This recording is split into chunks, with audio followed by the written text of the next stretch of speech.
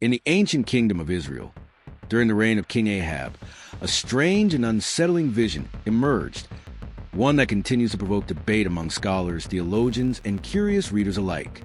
A prophet stood before the king and described a scene not of earth, but of heaven itself, where a mysterious spirit volunteered to deceive. This was no ordinary deception. It was a divine moment that led directly to Ahab's downfall. But the identity of that spirit raises a haunting question that still lingers today. Who or what was a lying spirit that entered the mouths of prophets? Was it the restless spirit of Naboth, wronged and seeking justice? Or was it a fallen angel acting under divine authority? The account is found in 1 Kings 22, where the prophet Micaiah recounts a vision of the heavenly court.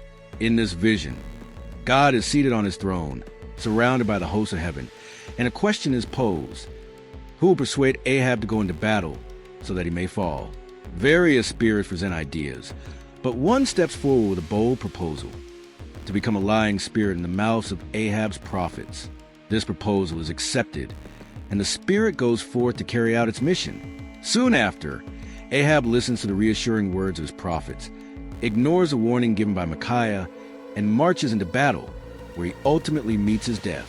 The narrative is both dramatic and deeply unsettling, as it presents a moment where deception is not only allowed, but seemingly sanctioned. One interpretation, rooted in certain traditions within the Talmud, suggests a far more personal and emotional explanation. According to this view, the lying spirit may have been the spirit of Naboth himself. Naboth, an innocent man, had been unjustly executed after Ahab coveted his vineyard and conspired against him through false accusations. His death was not only tragic but deeply unjust, orchestrated through lies and abuse of power. In this light, the idea that Naboth's spirit returned as a lying spirit carries a sense of poetic justice. The same weapon used against him, false testimony, becomes the very instrument of Ahab's downfall. It paints a picture of a moral universe where injustice does not go unanswered, where even beyond death, the cry for justice finds a voice. This interpretation resonates with a deeply human desire to see wrongs made right, to believe that the innocent are vindicated and the guilty are held accountable in a fitting and meaningful way. However, this interpretation raises significant theological questions. The mainstream biblical perspective tends to lean toward a different understanding, one that aligns with the broader depiction of spiritual beings throughout Scripture. In this view, the lying spirit was not a human soul, but a supernatural being, possibly a fallen angel or a spirit entity operating within the divine council.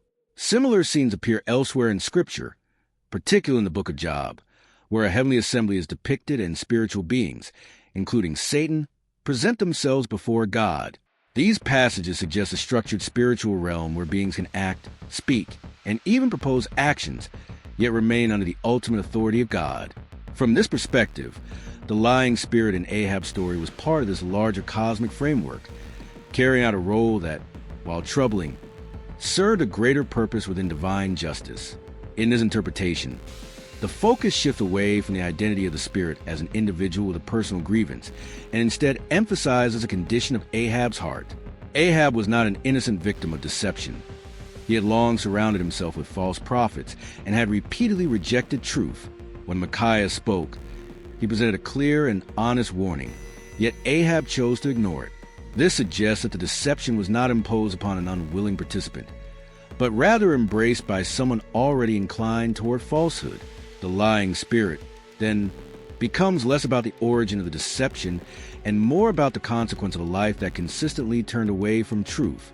It reflects a sobering principle that when truth is persistently rejected, deception may be allowed to take its place.